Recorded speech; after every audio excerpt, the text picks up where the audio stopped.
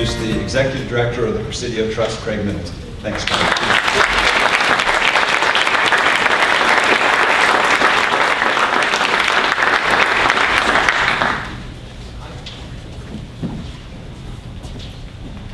Well, I'm sorry for my attire. I decided on my last day I'd wear jeans, so.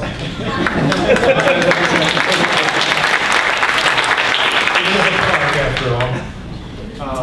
It's my pleasure to welcome you. We're so excited to have a group of your caliber here to talk together about how to solve problems in new ways. And I think this is a pretty appropriate place to be talking about that. At least we think it is. And partly because the Presidio is so beautiful, partly because the Presidio is right next to the Golden Gate Bridge. And so what happens here is visible and hopefully has some impact around the world. And partly because the Presidio has always been a place of innovation, even going back into military times, and I won't bore you with the history there, but there were a number of innovations that occurred here when the Army was here. And then of course it became part of a national park. The urban national parks themselves were innovations, and the Golden Gate National Recreation Area being the biggest of these parks in the United States. This became sort of the centerpiece of that park.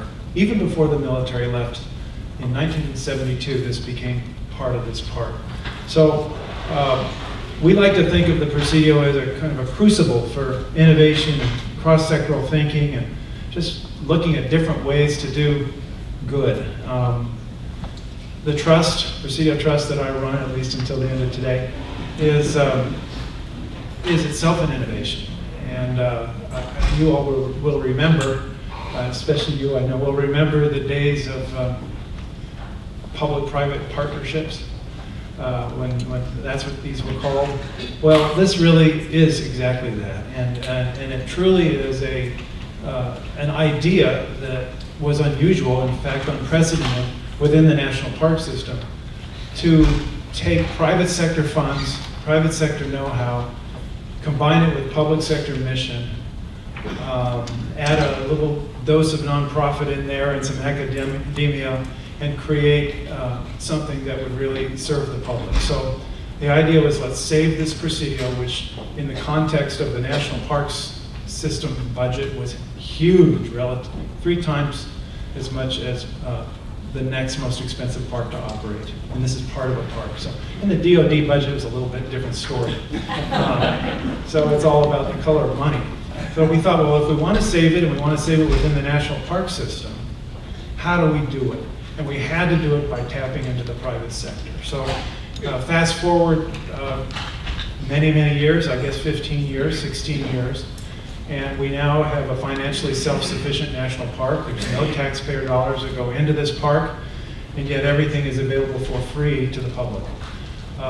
We have about 200 different partnerships of all kinds, everything from George Lucas's Industrial Light and Magic to the YMCA to the California Academy of Sciences, offering either programs or acting as tenants in some of our buildings, restoring buildings. It's become the largest historic preservation project in the country, probably the most successful one. I won't even say probably, it is the most successful one. With about 450 buildings done since, well, in the last 15 years. So we're really excited to take that effort and that sort of approach, that idea that you can do public good in new ways. And rather than being afraid of it, let's extend that. Let's extend not only that legacy of the Presidio Trust, but also the legacy of service that is represented by the 230 years that this was a military base under 3 flags.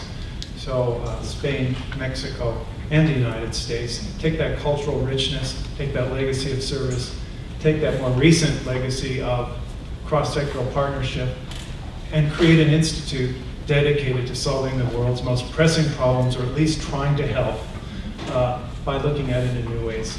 And so we're really excited. I mean, this is evidence that there is interest, and we're so excited to have you here with us today. So I'm going to leave it at that. I know you've got a busy afternoon.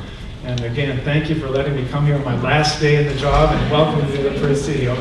It's probably, you're the last group I'll be welcoming.